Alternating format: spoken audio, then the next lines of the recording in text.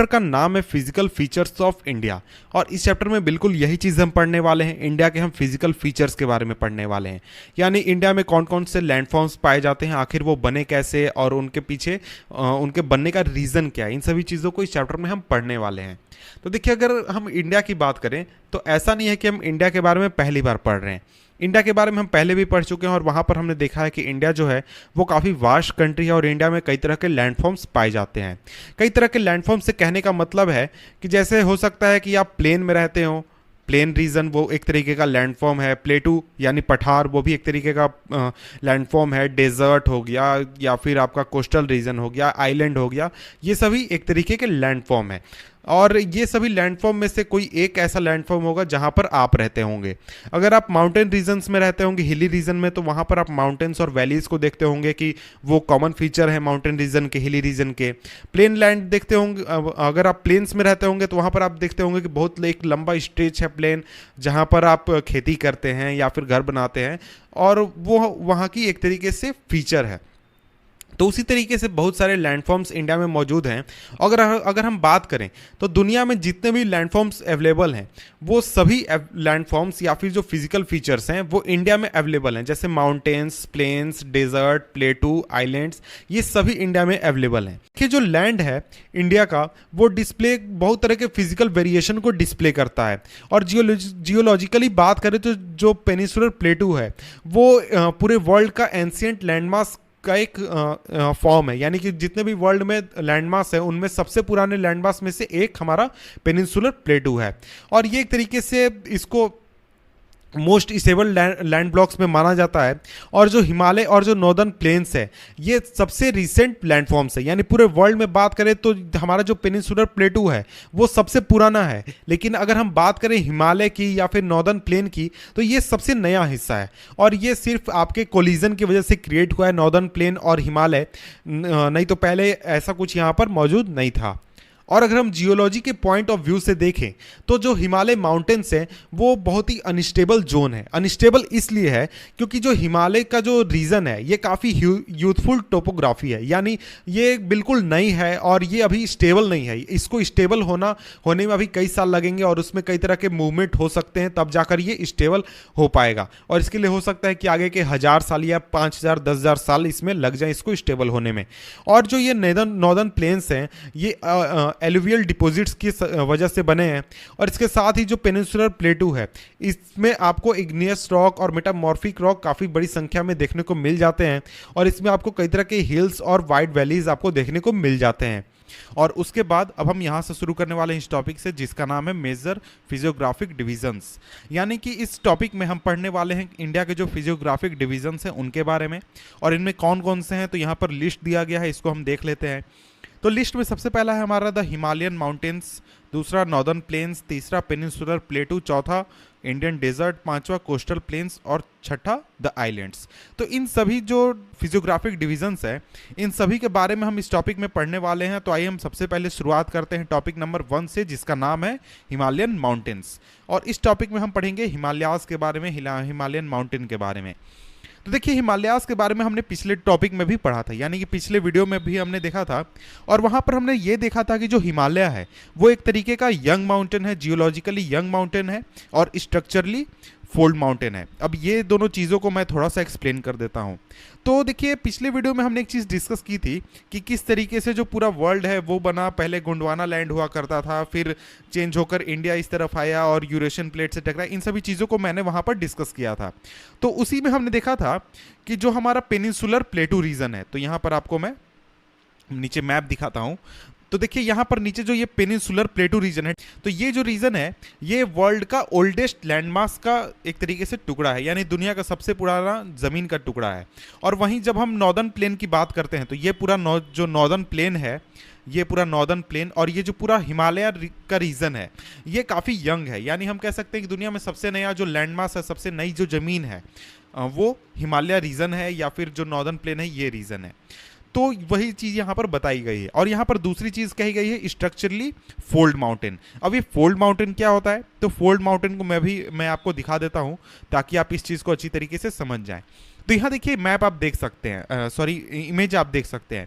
तो इमेज में मान लीजिए कि पहले ऐसा फ्लैट जगह हुआ करता था, और पिछले वीडियो में हमने एक चीज़ देखी थी कि जो इंडिया था, इंडिया ज़मीन का जो टुकड़ा था, वो भी मैं आपको दिखा देता हूँ। इंडिया इस तरीके से देखिए, जो इंडिया था वो पहले अलग हुआ करता था यूरेशियन प्लेट से, और ये इस तरफ मूव करके, और जब इस तरफ जो यूरेशियन प्लेट है वहाँ से टकराया इस जगह पर, तब जाकर हिमालय का निर्माण हुआ। और वो कैसे हुआ?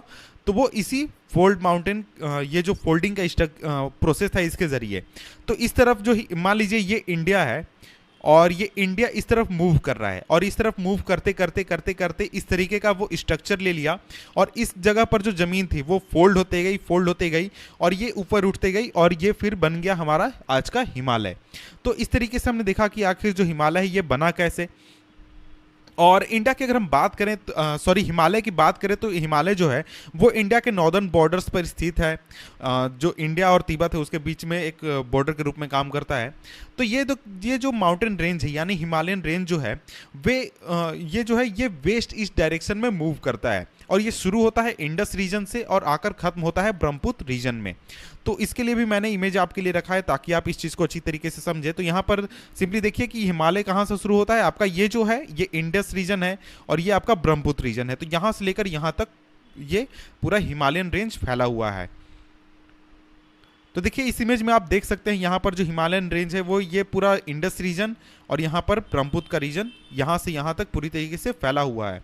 और इसको ध्यान से आप देखें तो यहाँ पर आप देख सकते हैं कि ये जो पूरा हिमालय है ये एक आर्क का फॉर्म करता है, आर्क।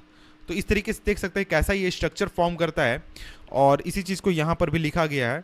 तो ये चीज़ तो आप जानते ही होंगे कि जो हिमालयाज़ हैं उसमें दुनिया के सबसे ऊंचे जो चोटियां हैं, वो सबसे ऊंचे जो पहाड़ हैं वो स्थित हैं, और ये जो है ये आर्क का फॉर्म करता है, ये पहले ही मैंने आपको बताई। और ये जो पूरा हिमालय रेंज है ये 2400 किलोमीटर में फैला हुआ है, 2400 किलोमीटर में ये रेंज फैला हुआ है। यानी कि किस तरीके से वेस्ट ईस्ट जो रेंज है, यानी यहाँ से लेकर इस तरीके से शुरू होता है और यहाँ पर खत्म होता है, तो ये जो लंबाई है इसकी 2400 किलोमीटर है, 2400 किलोमीटर इसकी लेंथ है। तो इसको आप ध्यान रखें, आपसे क्वेश्चन एग्जामिनेशन में पूछा जा सकता है। और इसका जो विड्थ है वो 400 किलोमीटर है कश्मीर में, और 150 किलोमीटर है अरुणाचल प्रदेश में। यानी ये चौड़ा भी काफ़ी ज़्यादा है। तो यहाँ पर देखिए ये जो कश्मीर रीजन है, यहाँ पर इसकी जो चौड़ाई है इस तरफ से जो चौड़ाई है वो है 400 किलोमीटर, और इस तरफ 150 किलोमीटर, यानी यहाँ पर जो अरुणाचल प्रदेश है इस तरफ 150 किलोमीटर और इधर 400 किलोमीटर। जो एल्टीट्यूडनल वेरिएशन है वो आपको ईस्टर्न हाफ में ज़्यादा देखने को मिलेगा हिमालय के वेस्टर्न हाफ के मुकाबले। और इसके साथ ही जो हिमालय है उसमें 3 पैरेलल रेंजेस कंसिस्ट करती हैं, या फिर हिमालय को हम 3 पार्ट्स में डिवाइड कर सकते हैं उनके हाइट के आधार पर। अब इससे क्या मतलब है, तो इस चीज़ को मैं थोड़ा सा आपको समझाने की कोशिश करता हूँ। तो देखिए यहाँ पर आप एक इंडिया का हिमालय का इमेज देख सकते हैं। तो इसमें आप देख सकते हैं कि हिमालय इतना चौड़ा है, लेकिन यहाँ पर इसमें 3 पैरेलल रेंजेस हैं। एक तो आपका सबसे ऊपर का हो गया, सबसे ऊपर का, उसके बाद सेकेंड आपका रेंज आता है, और इसके बाद एक थर्ड रेंज आता है। तो देखिए सबसे ऊपर का जो रेंज है उसे हम कहते हैं ग्रेटर हिमालय, या फिर इनर हिमालय, या फिर हम कह सकते हैं हिमाद्री। और ये जो आपका रेंज है इसमें आपको जो सबसे ऊंची चोटियां हैं हिमालय के वो आपको देखने को मिलेंगी, जिनकी एवरेज हाइट है 6000 मीटर्स। और इसमें आपको सबसे जितने भी ऊंचे माउंट एवरेस्ट हो गए, काराकोरम हो गए, और भी जितने भी ऊंचे पहाड़ियां हैं, ऊंची चोटियां हैं, वो आपको इसी में देखने को मिलेगी, इसी रेंज में आपको देखने को मिलेगी। और इसके बाद अगर हम बात करें तो जो फोल्ड है, जो ग्रेट हिमालय है उसका जो फोल्ड है वो काफ़ी एसिमेट्रिक है नेचर में। और इसका जो कोर है, यानी जो ग्रेट हिमालय है उसका जो कोर है वो ग्रेनाइट से बना हुआ है। और ये जो ग्रेट हिमालय है ये हमेशा बर्फ़ से ढकी हुई रहती है, बर्फ़ से भरी हुई रहती है, और इससे बहुत सारी नदियाँ निकलती हैं इस रेंज से। यानी जो आपका ग्रेट हिमालय का रेंज है इससे बहुत सारी नदियाँ निकलती हैं। और इसके साथ ही इससे थोड़ा सा साउथ में जाने पर, यानी कि जो पहला रेंज हमने देखा उसके साउथ में जो रेंज है उसे हम कहते हैं हिमाचल या फिर लेसर हिमालय। और ये जो रेंज है यहाँ पर आपको हाईली कंप्रेस्ड और अल्टर्ड रॉक्स आपको देखने को मिले, मेरा मतलब है अल्टर्ड रॉक से बना हुआ है ये रेंज। और इसका जो एल्टीट्यूड है, यानी इस रेंज का, इस पूरे रेंज का एल्टीट्यूड जो है वो 3700 मीटर से लेकर 4500 मीटर के बीच में है, यानी 3700 मीटर से लेकर 4500 मीटर्स के बीच में है। और ये इस पूरे रेंज की चौड़ाई है 50 किलोमीटर्स। और इसमें जो आपका पीर पंजाल रेंज है काफ़ी सबसे लंबा है और सबसे इंपॉर्टेंट रेंज है। और इसके साथ ही जो धौलाधर रेंज है, महाभारत रेंज है, इस पूरे रेंज में, हिमाचल रेंज में या फिर लेसर हिमालय में काफ़ी इंपॉर्टेंट रेंजेस हैं। और ये जो रेंज है यहाँ पर आपको बहुत सारे इंपॉर्टेंट वैलीज हैं, जैसे कि आपका कश्मीर वैली इसी में मौजूद है, कांगड़ा वैली, कुल्लू वैली और हिमाचल प्रदेश, ये सभी जो रीजन्स हैं ये यहीं पर मौजूद हैं। और ये सभी रीजन्स जो हैं ये हिल स्टेशंस के लिए काफ़ी ज़्यादा मशहूर है, काफ़ी ज़्यादा फेमस है। और इसके बाद जो हमारा अंतिम जो रेंज आता है, या फिर जो हम कह सकते हैं सबसे साउथवर्ड जो रेंज है, यानी सबसे पहले आपका ग्रेटर हिमालय, उसके बाद आपका लेसर हिमालय और इसके बाद आपका आता है शिवालिक। तो सबसे साउथवर्ड जो आपका रेंज है उसे हम कहते हैं शिवालिक रेंज। और इसकी जो चौड़ाई है वो 10 से 50 किलोमीटर के बीच में है। और इसका जो एल्टीट्यूड है वो आपको 900 मीटर से लेकर 1100 मीटर के बीच में है। और ये जो रेंज है ये अनकंसोलिडेटेड सेडिमेंट्स को एक तरीके से अपने पास रखता है, जो कि आपको रिवर्स द्वारा लाए जाते हैं हिमालयन रेंजेस से। जो ये जो वैली है यहाँ पर काफ़ी थिक ग्रेवल एक तरीके से जमा रहता है। और इसके साथ ही जो लॉन्गिट्यूडनल वैली है, यानी जो आपका वैली इन लेसर हिमालय और शिवालिक के बीच में आती है, उसे हम दून्स कहते हैं। तो जैसे कि आपने नाम सुना होगा देहरादून, कोटली दून, पाटली दून, तो ये काफ़ी फेमस दून्स हैं। तो देखिए इसके अलावा लॉन्गिट्यूडनल डिवीज़न के अलावा हम हिमालय का एक तरीके से वेस्ट टू ईस्ट भी डिवीज़न करते हैं। और ये जो डिवीज़न है ये एक तरीके से रिवर वैलीज़ के द्वारा हम इसको डिफाइन करते हैं या फिर डिमार्केट करते हैं। फॉर एग्जांपल जो हिमालयाज़ हैं जो कि इंडस और सतलज के बीच में है उसे हम पंजाब हिमालय कहते हैं। और इसको हम कश्मीर हिमालय या फिर हिमाचल हिमालय भी कहते हैं। और इसके साथ ही जो हिमालय का पार्ट है जो कि सतलज और काली रिवर के बीच में आता है उसे कुमाऊं हिमालय हम कहते हैं। और इसके साथ ही काली और तीस्ता रिवर के बीच में नेपाल हिमालय आ जाता है। और तीस्ता और दिहांग रिवर के बीच में जो हिमालय का हिस्सा आता है उसे हम असम रिवर्स कहते हैं। तो इसके अलावा इसके बहुत सारे रीजनल नेम्स भी हैं। तो इसको मैं थोड़ा सा इमेज के जरिए आपको समझाने की या फिर दिखाने की कोशिश करता हूँ ताकि आप इन चीज़ों को अच्छी तरीके से समझ जाएं। तो यहाँ पर आप जैसे कि इस इमेज को देख सकते हैं, इस इमेज में डिवीज़न किया गया है। तो डिवीज़न में आप देख सकते हैं कि ये जो रीजन है यहाँ से यहाँ तक का जो हिमालय है, इस पूरे रीजन में हिमालय का रीजन है, इसे हम पंजाब हिमालय कहते हैं। यहाँ पर हम कुमाऊं हिमालय कहते हैं, इसके बाद नेपाल हिमालय और इसके बाद असम हिमालय। तो इसको अगर हम देखें तो जो हमारा पंजाब हिमालय है वो इंदु नदी और सतलज नदी के बीच में आता है। इसके बाद कुमाऊं हिमालय सतलज और काली नदी के बीच में, नेपाल हिमालय शारदा और तीस्ता रिवर के बीच में आता है। और इसके बाद जो असम हिमालय है वो तीस्ता और दिहांग रिवर के बीच में आता है। तो इस तरीके से हम वेस्ट टू ईस्ट जो डिवीज़न है वो हिमालय का हम करते हैं। तो इसके बाद अब हम आगे बढ़ते हैं और आगे पढ़ते हैं। तो देखिए जो ब्रह्मपुत्र रिवर है वो ईस्टर्न मोस्ट बाउंड्री डिफाइन करता है हिमालयस का।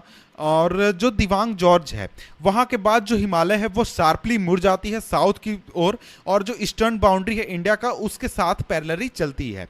और इसको एक तरीके से हम पूर्वांचल भी कहते हैं या फिर ईस्टर्न हिल्स कहते हैं या फिर ईस्टर्न माउंटेन्स हम कहते हैं।